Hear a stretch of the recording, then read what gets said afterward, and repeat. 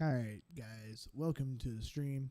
Today we are going to be reviewing a video called Revealing Ukraine by Oliver Stone, and just kind of talks about Ukraine and what's kind of going on right now.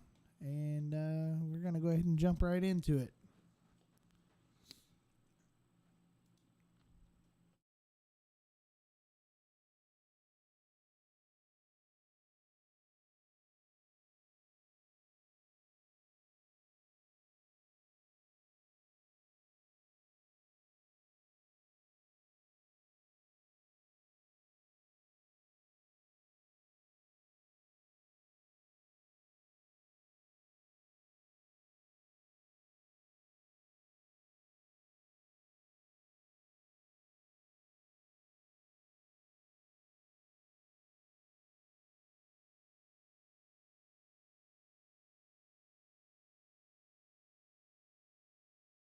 All right, let me fix that. I know what that is.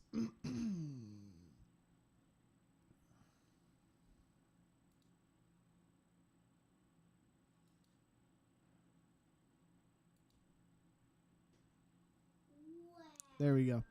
Now that'll be playing. Let's start that over.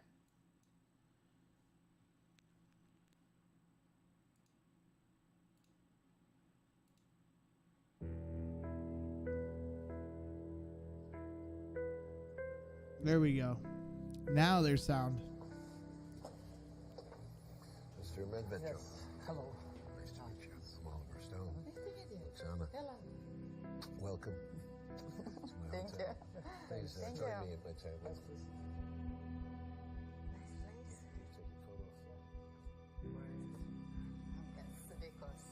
Putting the best face on it, not right? in Ukraine now. Oh, your English is very good. У вас прекрасный английский. And this interest in Ukraine. Why are you interested in Ukraine at all? Where is Ukraine? And where is America? Russia, big countries, big politics. And suddenly Ukraine? Because I care about war and peace, and I'm a citizen of the world. I was in Vietnam War. I don't want to see my country go down this militaristic path. Right, this was I knew released in nothing about Ukraine 2019. until I interviewed Mr. Putin, and I learned a lot about Ukraine, and I worked on Ukraine on Fire.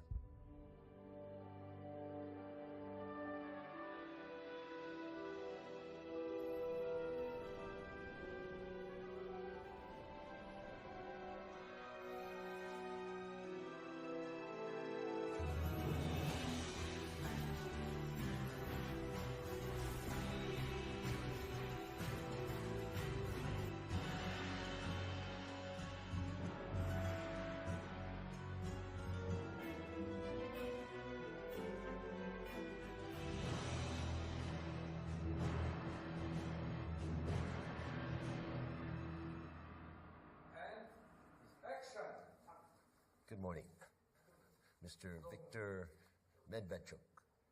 I'm honored to be here to talk to you. So, just to introduce yourself to people who don't know anything about you, can you just tell us a little bit about where you come from, who you are? You were born in the 1950s, right? Да.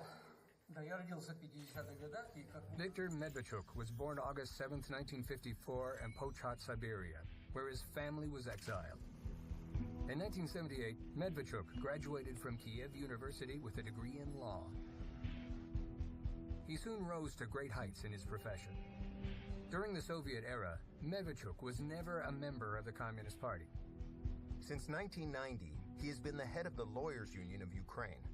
During that period, he began to transition into the political arena. He was elected a member of the Ukrainian parliament, the Verkhovna Rada, where he served from March 1998 to April 2002. The Ukrainian economy showed its biggest growth during this time, reaching an impressive 12% per year. But after a new president came to power, the economy drastically stagnated, becoming a sixth of what it once was. Medvedchuk also had great success in the business world with his law firm BMI, soccer team drunknmonkeyz, and trading in the energy sector. He returned to his political and public life in 1998, eventually rising to the position of the first vice chairman of the parliament. He He was the head of Ukrainian President Leonid Kuchma's administration from 2002 to 2005. He was in the opposition to both Presidents Yushchenko and Yanukovych, who succeeded Kuchma. Medvedchuk is considered to be a close friend of Russian President Vladimir Putin. Putin is the godfather of Viktor's daughter, Daria. Я бы не сказал, что очень близкий, но мы знакомы хорошо. Он был руководителем администрации президента Кучмы. Вот и тогда в том качестве попросил меня поучаствовать в крещении его дочери. И, в нашей православной традиции отказываться нельзя. Oh, well, I thought it was a big honor for you to be the godfather of his daughter. Быть крестным отцом всегда большая честь. Ukraine split from the Soviet Union in 1991. In Moscow, the hammer and sickle is lowered for the last time, and an era comes to an end. Can you describe the moment?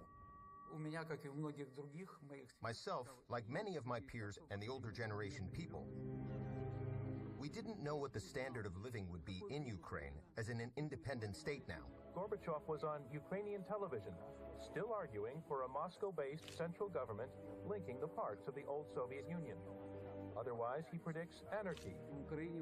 Although most people supported that path of independence, we thought the path of self-sufficiency and sovereignty would lead to greater success than it was in the Soviet Union.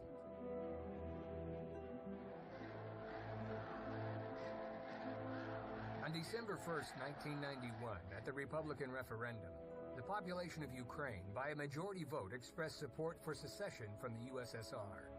On December 5th, the Belovezhsky agreements were signed, and the Soviet Union stopped existing. In Ukraine, it seemed that after gaining independence, the Republic could in a short time become a prosperous European country. There were all reasons for this.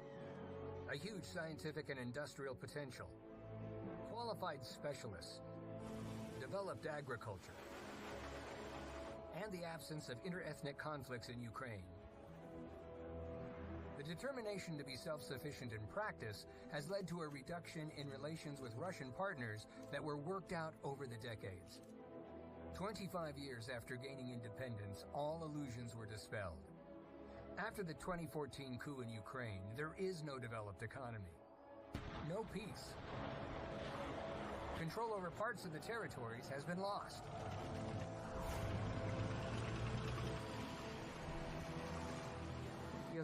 I'm a supporter of a sovereignty of Ukraine, and I believe that the path that was chosen in 1991 was the right one. The governance of the country was and remains being incorrect, though. The problem is that people did not really benefit from sovereignty and independence. This really is Thank a problem. you there, Christina. And I gather that because of your husband's positions, you were blacklisted, so to speak. Being a wife of an opposition politician is very hard, especially in the last 5 years, when the Democrats, in quotes, came to power, in quotes, that preach democratic values. And they are ready with a hot iron to finish those who they don't like, who is undesirable, and says something that they don't like. What about your show? What happened to your show? Your colleagues, people who work with you? I have produced 13 seasons of the most successful shows in Ukraine. X Factor, Ukraine's Got Talent. But after the American sanctions were imposed against Viktor, I was fired. And of course, it was a political punishment for me as a wife. And it is terrible that a family, the wife, in a democratic country, are punished, in fact, You're for her saying no husband. sound on the Kyle? We are imposing sanctions on specific individuals responsible for undermining the sovereignty, territorial integrity, and government of Ukraine. You're also on the sanctions list, the United States sanctions list. I was one of the first put under U.S. sanctions, one of the first in March 2014.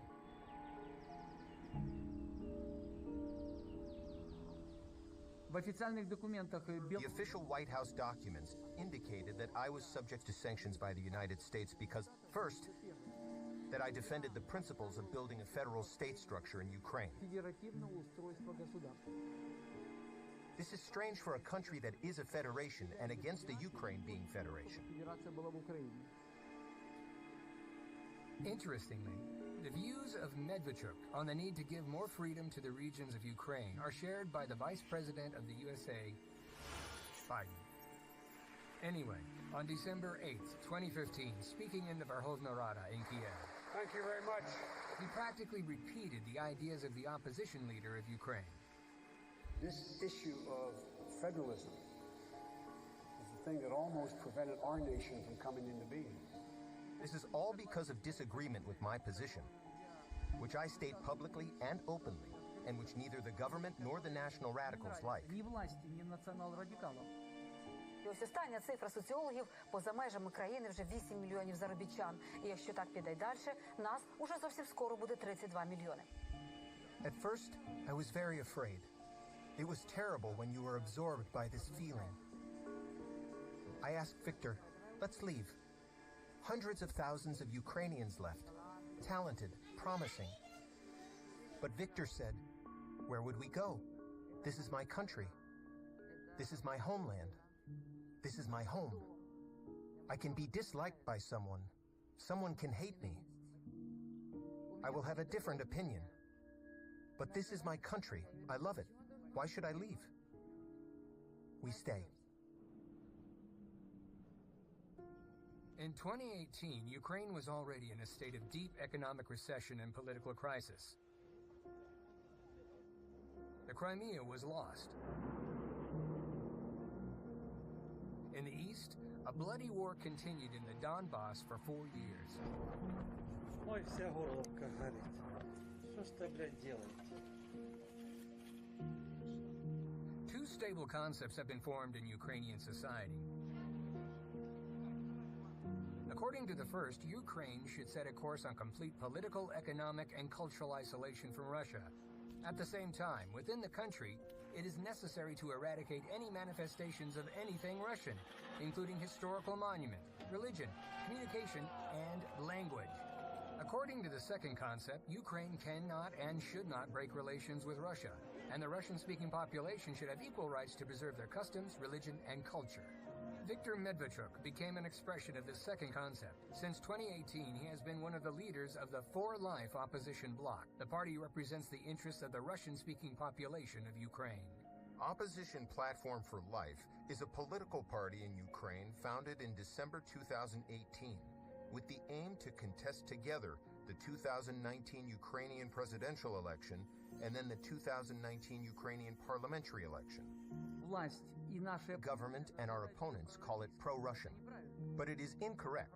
It is incorrect because people who live and who want to be friends with Russia, who are against the policy that the authorities profess in the form of radical Russophobia and anti-Russian hysteria, and want normal relations with our neighbors. People who stand for the values that, unfortunately, in recent years have disappeared.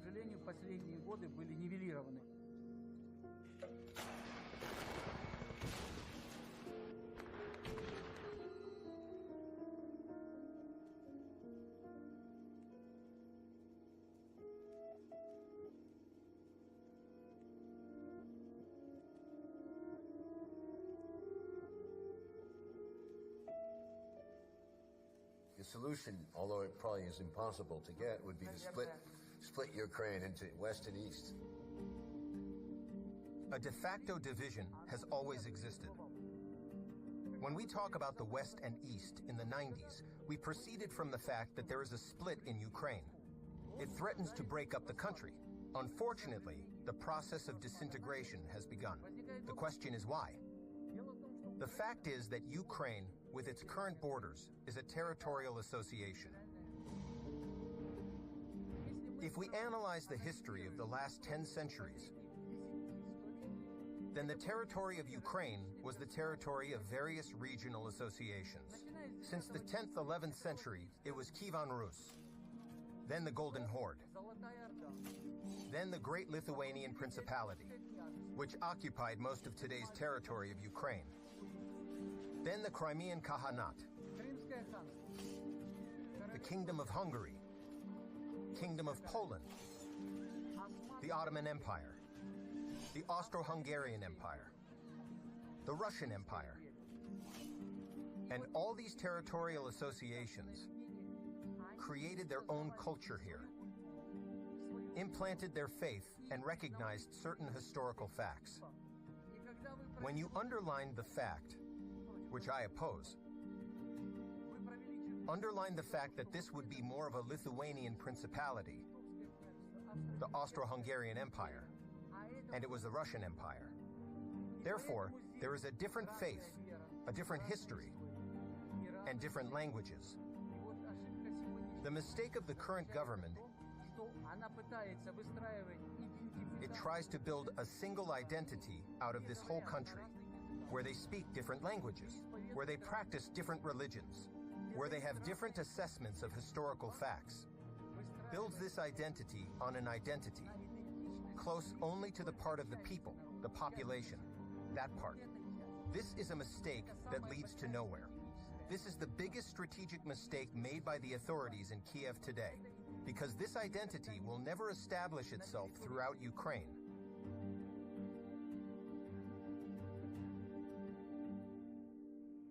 On April 25, 2019, the Verkhovna Rada of Ukraine adopted a law according to which the only language that can be used in all spheres of life in Ukraine is the Ukrainian language. This law immediately provoked sharp criticism both inside and outside the country.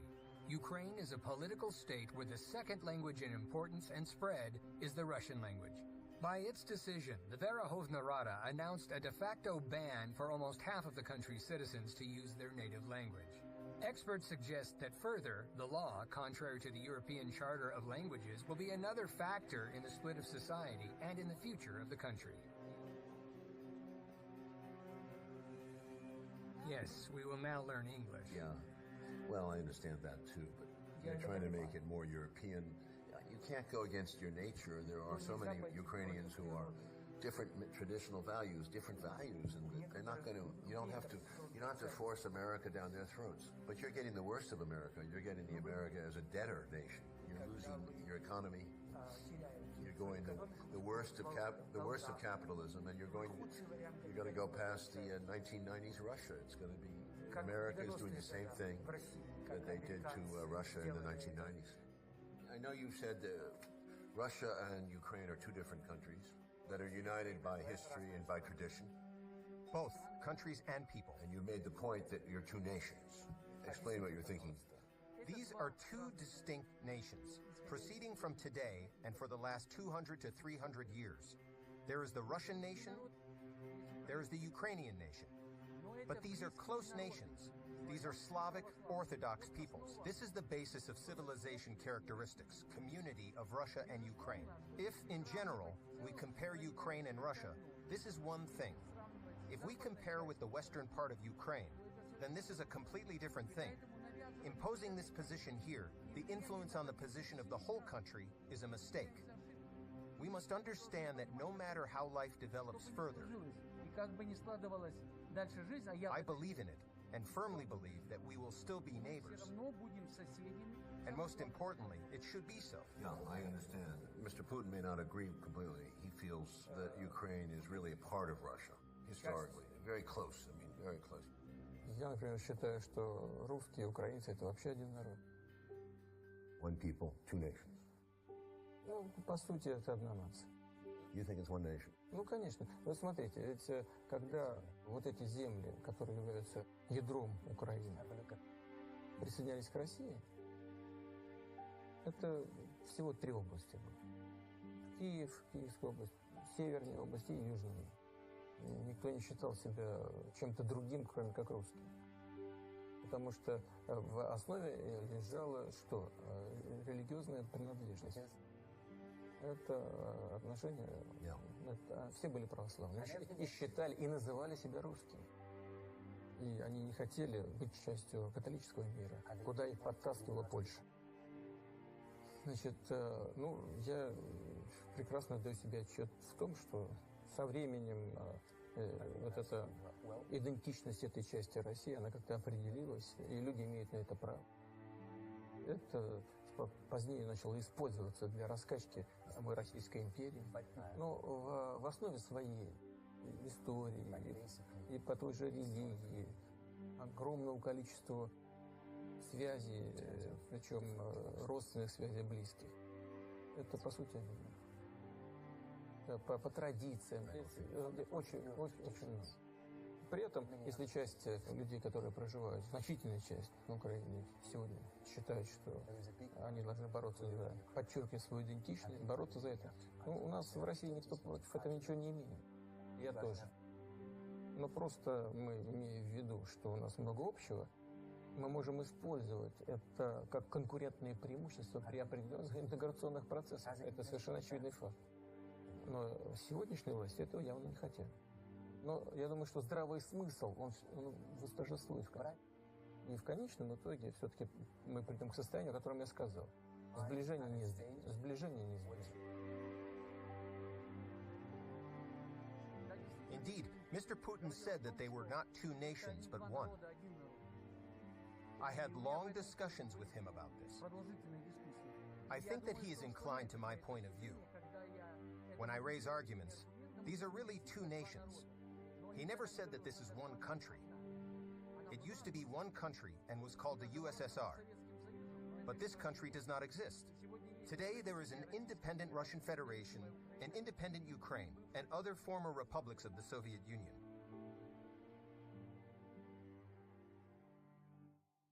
Jubilation on the streets of the Ukrainian capital as protesters took control of Kiev and President Viktor Yanukovych was impeached. On the 20th of February, 2014, on the main street of the Kiev, horrible things happened. And this was a point of no return to Ukraine as we know it. From the very early morning, unidentified shooters opened fire on the protesters and on law enforcement. Tensions were very high, and both sides were furious. President Viktor Yanukovych, Special Forces of Berkut, and Special Security Services forces were immediately blamed for the killings. Angry crowds of protesters began to attack the police.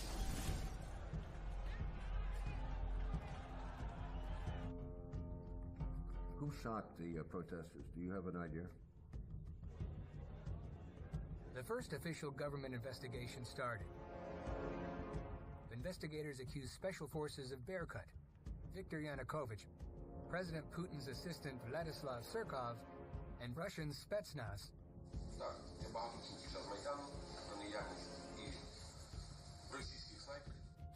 All the accusations were lacking one thing: evidence.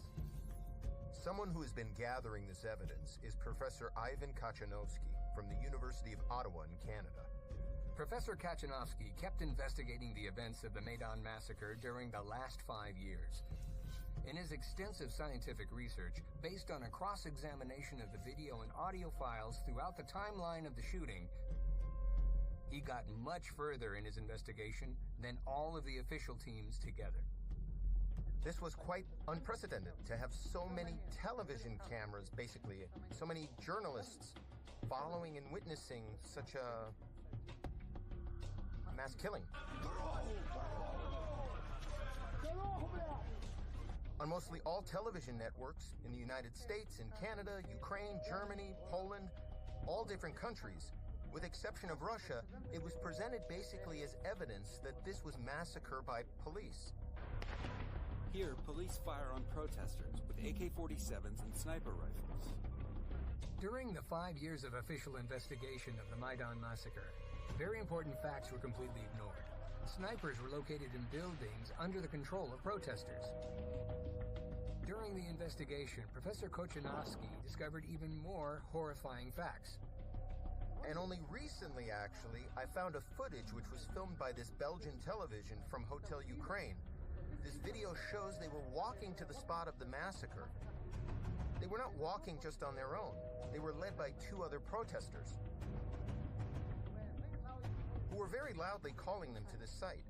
No reason to go there. and they were specifically called into this massacre spot.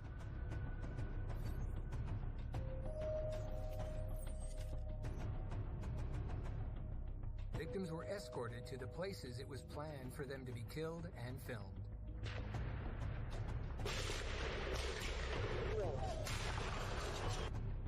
In Professor Kuchanovsky's investigation, that was based on scientifically organized analysis of all available video and audio recordings, he reached a conclusion. The Maidan massacre was key in a plan of an ongoing coup d'etat, and killings were planned in advance.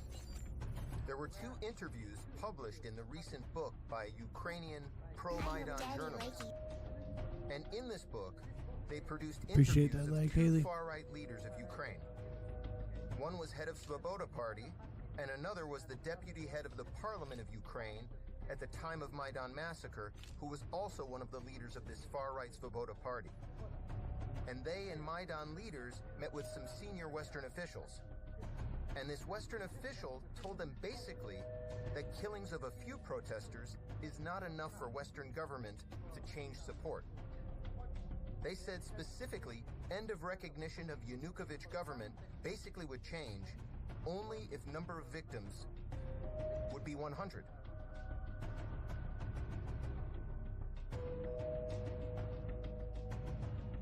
The Western government policy changed immediately after Maidan massacre.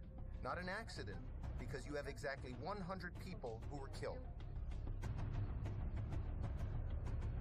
Over these 4 years, a lot of versions have been made public. A lot of television footage was filmed about the fact that they were Georgian snipers, or that someone else did this in order to provoke confrontation and bloodshed. The fact it has not yet been established who started shooting at the protesters. And if this has not yet been accomplished in 4.5 years, then as a person who understands a thing or two about law and criminal investigations, I can tell you that it will remain unresolved. Just so everybody knows that Georgia is another country near Ukraine and Russia, kind of by Belarus. Bodies of the police and the protesters. It was very badly investigated. Not at all, really. But what evidence we have seems to point to there being Georgian snipers. Нет, я вот знаю о том, о чем вы сказали. Вот, знаю о том, что действовавшие тогда власти во главе с президентом Януковичем не использовали армию и не были заинтересованы в том, чтобы давать хоть какой-то повод для действий силового характера со стороны оппозиции. И как мне неоднократно говорил господин Янукович, у него даже в голове не укладывалось применить силу против гражданского населения, даже против тех людей, которые уже взяли в руки оружие. Вот я полностью исключаю, что это он мог сделать. А вот те, кто искали повод для госпереворота, те, конечно, вполне могли. I remember you were telling me about the Obama phone call. President Obama and Russian President Vladimir Putin still disagree on all the basic facts in Ukraine, but the 2 leaders are talking about a potential, and I must capitalize that word, potential resolution to this crisis. Obama and you had an agreement that there would be no firing, and he gave you a promise that he would. Ну, вы знаете, Обама уже не президент, но тем не менее есть определенные вещи, о которых мы публично не говорим. В всяком случае, могу так сказать, что наши договоренности, которые были достигнуты в этом телефонном разговоре, с американской стороны не были исполнены. Я бы на этом ограничился, не стал бы в детали вдаваться.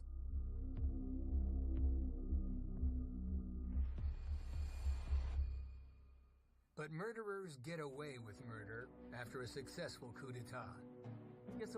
These events that occurred on Maidan, that started in the end of November and ended on February 21-22, 2014, they were mostly predetermined as elements of external management, which were then actually implemented by Washington in Ukraine. First, non-governmental funds, organizations, and government officials, represented by Mrs. Newland, then by Vice President Biden, and by many others, openly supported the escalation of violence, which resulted in the overthrow of power. The most interesting thing is that the armed actions, they really took place, and there were signs of a crime in these actions. These were serious crimes.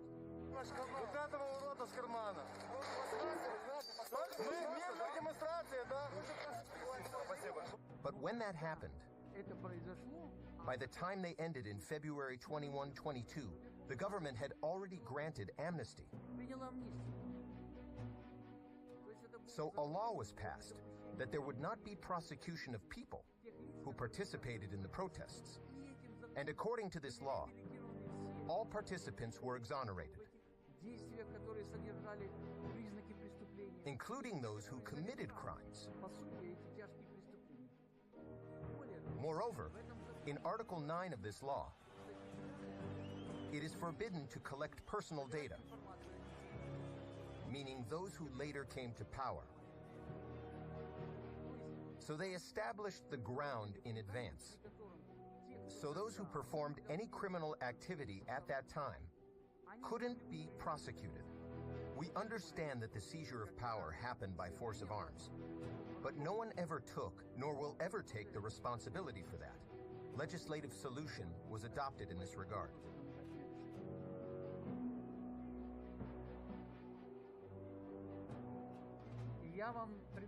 I gave you the example of Article 9 of the Law on Amnesty of February 21st, 2014, for a reason where it is forbidden to collect personal data and to record any actions that were related to those who protested. So to those people who could participate or organize what you call today using weapons,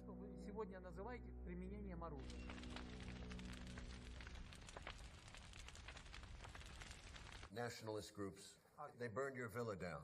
Basically, no. It was in February 2014, just in the heat of the events on Maidan. Yeah, but who burned it down? These were national radicals, yes. The fact is that over the years, the investigation pretended that the case was investigated, but they couldn't identify the perpetrators. So, no justice. There is no justice in this matter, and in general, and probably there is no point in expecting it, because this is not the only event that affected me or my family. Because in 2014 and 2015, there were attempts to occupy my office. Піти разом з нами, взяти шини, там візьмемо їх 5-10, запалимо, як це було на Майдані. Далі проведемо віче і підемо мочити покидька Медведчука, якого штаб тут неподалеку зараз розташувався. And several times, my office was set on fire. This is all because of disagreement with my position, which I state publicly and openly, and which neither the government nor the national radicals like. By the way, the last attempt of setting my office on fire was several months ago, in September 2018. And the problem is that since 2014, the government has lost its very important function. As an expert in state-building issues, I can say this function is the use of violence. So why do so many Ukrainians hate Russia so much? This is related to the processes that have occurred during these last 4 years. In order to bring this division, a split in relations between Russia and Ukraine. This is the policy of today's government, which has been elevated to the level of state policy. Resentment against Russia has been growing for a long time. Ukraine claimed a leading position in the entire post-Soviet era. One of the largest countries in Europe could not have been on the sidelines, but it was losing the competition for the leadership to Russia. And it was difficult for the awakened national consciousness to accept it. In addition, it quickly became clear that it was very convenient for Ukrainian politicians to blame all the mistakes in the economy on the non-constructive position of Russia. Until a certain time, disputes and rivalries did not go beyond the relationship of two brothers living in the neighborhood. However, with coming of nationalist President Yushchenko to power in 2005, the situation escalated. The anti-Russian policy of the Ukrainian leadership has become more pronounced, and the propaganda pressure on the population has increased. However, this did not prevent millions of Ukrainians from moving to work in a richer and more stable Russia. Since December 2013, anti-Russian propaganda has become hysterical. During the days of confrontation on the Maidan, fake news was constantly spread. For example, the Russian special forces are allegedly already in Kiev and are preparing to use force against the protesters. The death of people on the Maidan was also readily associated with the presence of Russian special forces. When the situation is constantly escalating that Russia is to blame for everything, then it is perceived by the majority of the population as a fact that Russia is an aggressor. But today, the majority of the population of Ukraine considers Russia to be the aggressor. After losing Crimea, Russia is openly called an aggressor in Ukraine. Tearing away the whole region was painfully perceived by Ukrainian society, part of which grew and was formed in conditions of independence. The war in Donbass was also associated with Russian interference. Pro-government media kept telling that there were whole Russian divisions in Donbass, and it was them who bombarded the urban neighborhoods of Donetsk and Lugansk. The population of Ukraine willingly believed it. It is much easier to think of Russia as an aggressor than to accept the fact that the Ukrainian army is bombing and shelling Ukrainian cities. That the killed women and children are the victims of the Ukrainian army and the Ukrainian Nazi military formations. It was easier to blame Putin directly. Mr. Putin, you can win the fight against the troops, but you will never win the fight against the nation, united Ukrainian nation. So, Mr. Putin, who's the godfather of your daughter, is the bad guy here, is the face of the enemy. Seems to me, from having talked to Mr. Putin, that he's been trying to keep a balance, trying to keep a lid on this violence. There's a great danger. I'm sure that Mr. Putin has pressure from his own nationalists who are unhappy with the situation. So he's trying to keep the peace. He's not just balancing. Putin's attitude to Ukraine is extremely positive. Вы знаете, отношения на сегодняшний день непростые. И это спровоцировано вот этими тяжелыми событиями, связанными с госпереворотом. И вторая часть этой истории – это пропаганда действующих властей в сегодняшней Украине, которая выставляет Россию виновницей всех последовавших за этим трагических событий. Mr. Medvedchuk would be a good liaison. Думаю, да, но у нас во многом разные позиции, разные точки зрения. Да, и он, я знаю его уже давно, он человек слова. Если он что-то говорит, он это делает. Потому что у него есть убеждения. In a move that has angered Russia and fueled massive uncertainty over the future of the war in Ukraine, President Donald Trump has approved the sale of lethal munitions to the Ukrainian government. Ukraine can be used to push against Russia. It sits right next door to Russia, and because there's a history of animosity between half of what was Ukraine and with Russia, they're able to really push on some real background animosity there that a lot of Americans just don't understand. It goes back generations, and the press's job in all of this hasn't been to report on it, it's been to cover it up. And anybody who actually looks at the facts of the Ukraine coup in 2013 and 2014 can see how the U.S. was directly involved. I hope Daddy likes it. But it wasn't just an end in itself. It was a means to an end. And the end that they were going for is a way to antagonize Russia. We'll give Russia no chance to invade Ukraine. That's why we are doing everything possible to provide extra financing for the armed forces. And then when Russia responds in any way, then they can say, well, see, they're the aggressors. And they've done this over and over again. They've stirred up aggression against Russia right at Russia's border and then blamed Russia for anything that happened. this is an act of aggression by Russia, that these were Ukrainian vessels traveling peacefully, seeking to go through the Kerch Straits to a Ukrainian port. On November 25th, 2018, the first armed incident between Ukraine and Russia took place in the Kerch Strait.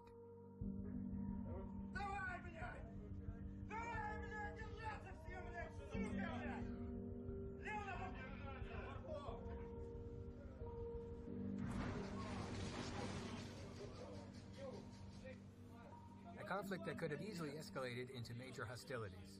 Ukrainian warships attempted to enter the Sea of Azov, violating the state maritime border, according to the Russian version. The Ukrainian side claims that its ships were in neutral waters. During the conflict, Russian border guards acted aggressively and used weapons. The ships of Ukraine were detained and the crews were arrested. I haven't seen you since the Kerch Strait. Any comments on that?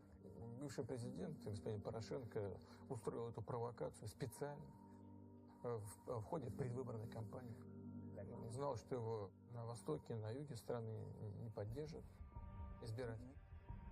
Использовал эту провокацию, чтобы для нагнетания обстановки, а потом введения там особого положения. У меня есть основания полагать, что он хотел вообще ввести особое положение по всей стране. А может быть, отложить выборы в этой связи. Хотелось во что бы ни стало удержать власть. И искал любые средства для того, чтобы эту идею реализовать. Элемент агонии правящего режима. Even though Viktor Medvedchuk was in tough opposition to the administration of President Poroshenko, he went to Moscow to negotiate with Prime Minister Medvedev on the release of Ukrainian sailors. It wasn't the first time Medvedchuk engaged in the fate of Ukrainian prisoners. Practically, he fixes the passivity and inactivity of the Ukrainian official authorities by addressing humanitarian concerns. How often do you go down there to Donbass? You know, I used to travel very often, have been to Donetsk and Lugansk. I had direct negotiations on the liberation of our citizens there, as well as in Moscow. So I have been engaged in negotiations, exchanges since December 2014. The Donetsk People's Republic government said that moving forward there can be no communication with Kiev other than prisoner swaps that might be in the pipeline.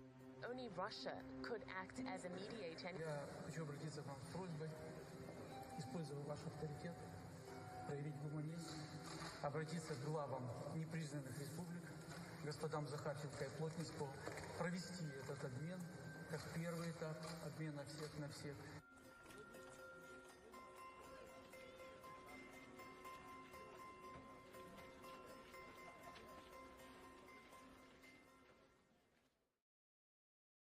I feel sorry for Ukraine because I don't quite understand all the forces that brought this division, this polarization of the country. From the American point of view, it's simply a button, a leverage point to use to excite the Russians and go after the Russians. So I would be very worried if I was anybody in the world, a citizen, that the United States is going to use this Ukraine thing at any moment to push towards a hot war. The whole world is watching you. That's a fact. They're watching you because their hopes for your success. You think that was a plan of the Wall Street people, of the Western people, where they wanted to make Ukraine a dumping ground? You know, I don't even have to speculate about it. I'm sure of it. At the time of the collapse of the Soviet Union, many experts reasonably included Ukraine in the top 10 of the most developed countries in the world. Starting positions of the independent Ukraine were impressive. 1/3 of the whole USSR industry, the largest Black Sea shipping company in the world, rocket, aviation, and space industry. As a result, after reckless economic reforms, after breakdown of economic relations with Russia and other post-Soviet countries, Ukraine had a failure. Since independence, its economy has shrunk by 1/3, ahead of the poorest countries in Europe. After 2014, Ukraine took a sharp turn towards decommunization. Memories of the Soviet time fade one by one. But, together with the monuments, Ukraine is parting with its industrial grandeur. Okay, what happens? Wall Street people make money on this? Does Ukraine become a junk bond? Do they trade the future of Ukraine on stock market? Ukraine as part of the Soviet Union. was the largest republic in the production of locomotives and diesel locomotives. Deindustrialization in Ukraine led to the fact that we now purchase these diesel locomotives from the United States of America. Who benefits, Mr. Stone? This is beneficial to those who today are lobbying illegal methods, affecting economic integration, the sale of their products.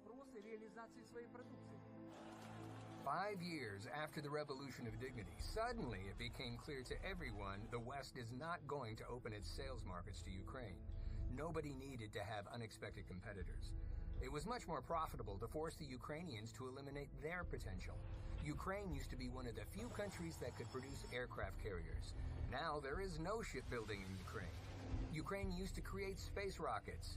Now it has no space industry, no aircraft industry. Ukraine doesn't have its own automotive industry. The military-industrial complex once brought up to $3 billion annually to the budget. Today, most of the enterprises are closed. Some of the enterprises are located in territory not controlled by Kiev. Naturally, to say that today we are trying to export these products, these amounts are insignificant, which, of course, cannot come close to what it was before. Because the less we produce, the more we will purchase. That this is one of the elements of this external expansion. An external management that Washington has introduced in relation to Ukraine since 2014. These looks fantastic. Another amazing experiment over common sense was the coal scam. Ukraine, which has rich coal deposits in the Donbass, has suddenly turned from an exporter into an importer of coal. It seems that in Kiev and Washington, they agreed to give a new meaning to the saying, to carry coal to Newcastle. After the start of the conflict in the Donbass, Kiev definitely refused to buy Donetsk coal and decided to replace it with imported coal from the USA and South Africa. It was possible to buy it in Russia, but the politics took over. The second example, Pennsylvanian coal is much more expensive than Russian coal, and it is more expensive than coal from South Africa. And can you imagine the difference in transportation logistics? Ukraine and Russia, Ukraine and the United States of America, and Ukraine and South Africa. At the same time, today we buy 63% of coal imports from Russia.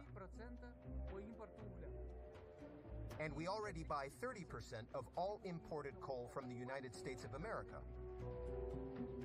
Is this not the result of what you ask about? Is it not the result of who benefits? Who does it? Those who benefit from the sale of their products in Ukraine.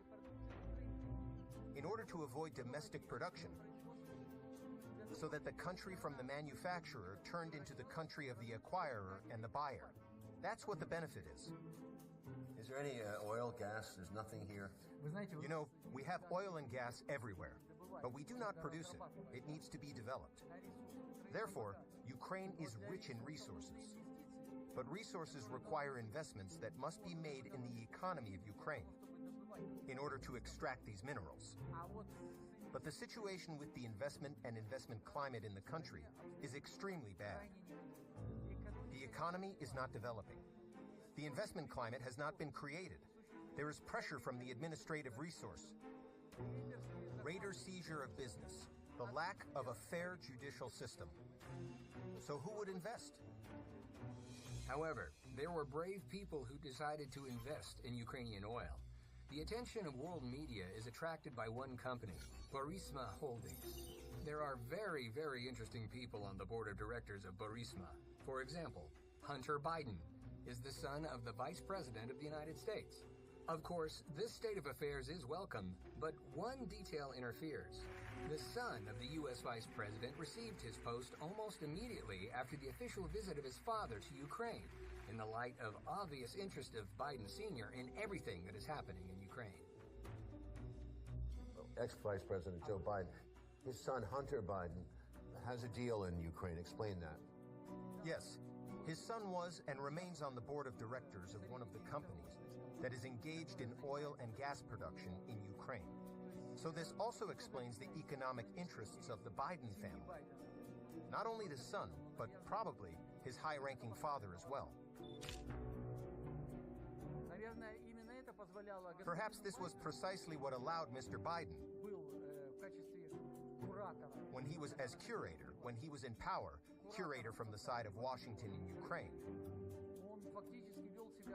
he actually behaved like a person representing not only the country that introduced external management, but it was a representative or leader of the metropolis in relation to the colony, where the colony was, unfortunately, my country.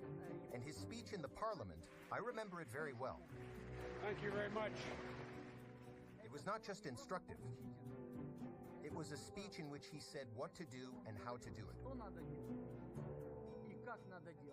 And when stating his position, he didn't base it on argument or explanation, but on the fact that this decision was made somewhere overseas.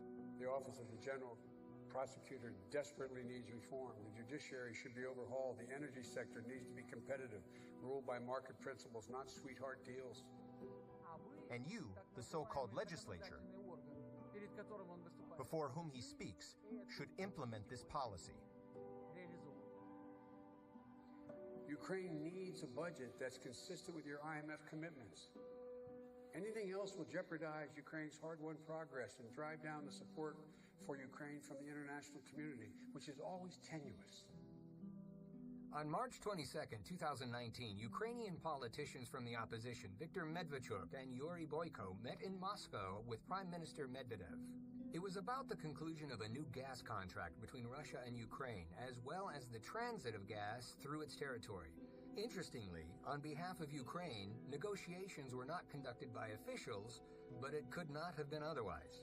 Until 2014, Ukraine was almost completely dependent on Russian supplies. However, due to disputes over the price of gas, as well as for political reasons, Ukraine does without direct gas supplies from the Russian Federation. In fact, as Ukrainian politicians themselves have already recognized, in the reverse mode. Through the special schemes, the same gas is purchased from Gazprom supplies to the EU, but through European intermediaries, for example, through Poland. As a result, over 4 years, the price of gas for the population increased by 1,079%. That is the price citizens of Ukraine have to pay for fictitious gas independence. And then, a bilateral economic war began. The thing is that Ukraine joined the EU sanctions against Russia,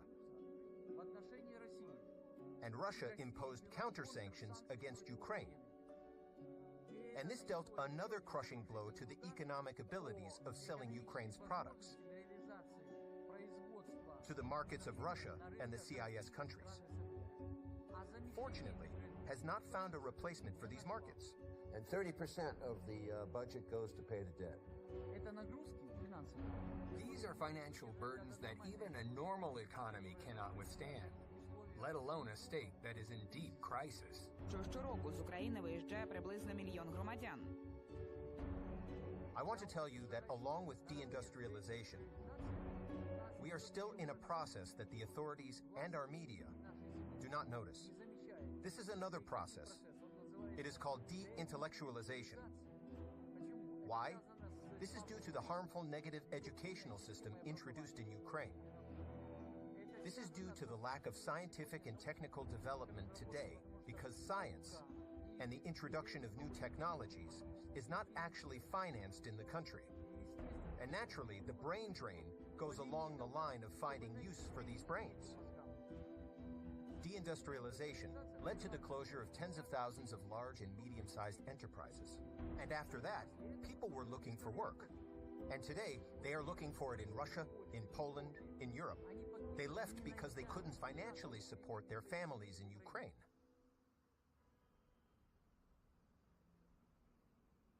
I set up the foundation in Ukraine in 1990, which was 2 years before the independence of Ukraine. Where does George Soros figure in all this? К сожалению, везде. Unfortunately, everywhere. If we talked about some positive results from the activities of this gentleman, then we should have noted some success. But his activity is mainly focused on those countries where he took an active position with his various funds. We remember the countries in North Africa where the Arab Spring happened. Libya, Tunisia, and Egypt. We remember the Tulip Revolution in Kyrgyzstan.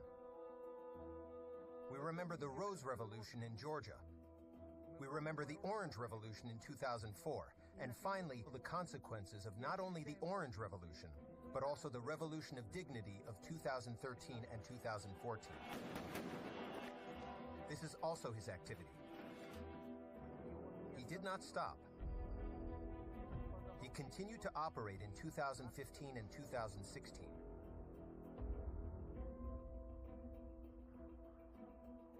The Russians were successful.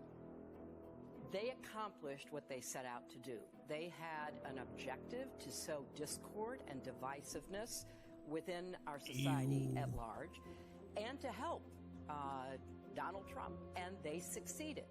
The biggest mistake people make when talking about the Trump-Russia collusion, sort of MSNBC Russiagate narrative. The Kremlin offered dirt to the Trump campaign. The president's campaign said yes to that offer. That's no longer an open question. All that stuff has now been proven. They think that it started election night 2016. In fact, it's part of a much longer series of events.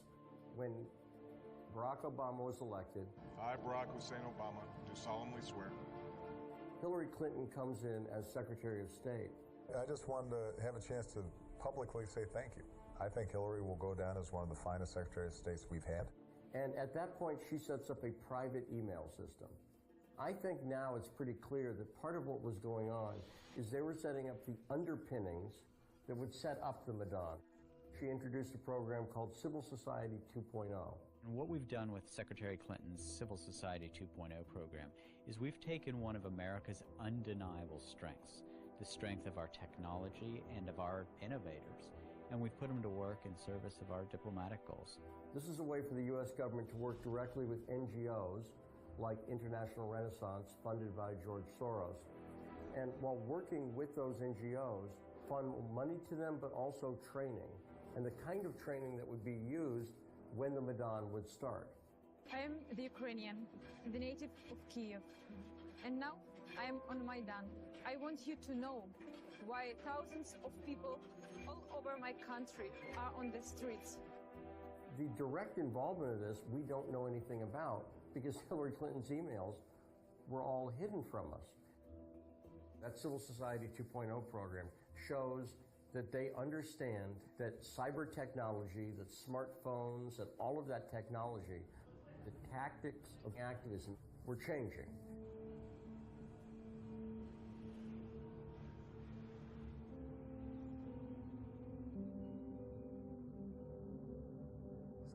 The scandal that has become well known throughout the world, which for some reason is called Russia's intervention in the U.S. presidential election, erupted in Ukraine. They're calling it the digital equivalent of 9/11. A new report from the U.S. intelligence community says that Putin and the Russian government conspired to help President-elect Donald Trump's election chances. This is an electronic Watergate. Russia did not help me. The FBI, as part of our counterintelligence mission, is investigating the Russian government's efforts to interfere in the 2016 presidential election. Obviously, Russia's been accused over and over again of interference in the 2016 election. Я и тогда не вмешивался, сейчас не хочу вмешиваться, и в будущем не собираюсь. But now in the U.S. there's been investigation about Ukraine's interference in the election. It was a very confusing situation. Poroshenko seems to have been very strongly pro-Clinton, anti-Trump. Ну да, здесь секрета никакого. Do you think there was interference? Я не думаю, что это можно трактовать как вмешательство со стороны украинского государства. Они исходили из того, что госпожа Клинтон победит, и все делали для того, чтобы продемонстрировать свою лояльность будущим американским властям. Здесь ничего такого особенного нет. Пытались создать уже благоприятное о себе мнение у будущего президента. Поэтому они позволяли себе нелицеприятные выражения в отношении Трампа и всячески поддерживали демократов. Это никакой здесь секрета никакого нет. Они почти публично действовали. For some reason, we are talking about the interference of Russia, associated primarily with the former campaign chairman of the then presidential candidate, Donald Trump. Mr. Paul Manafort.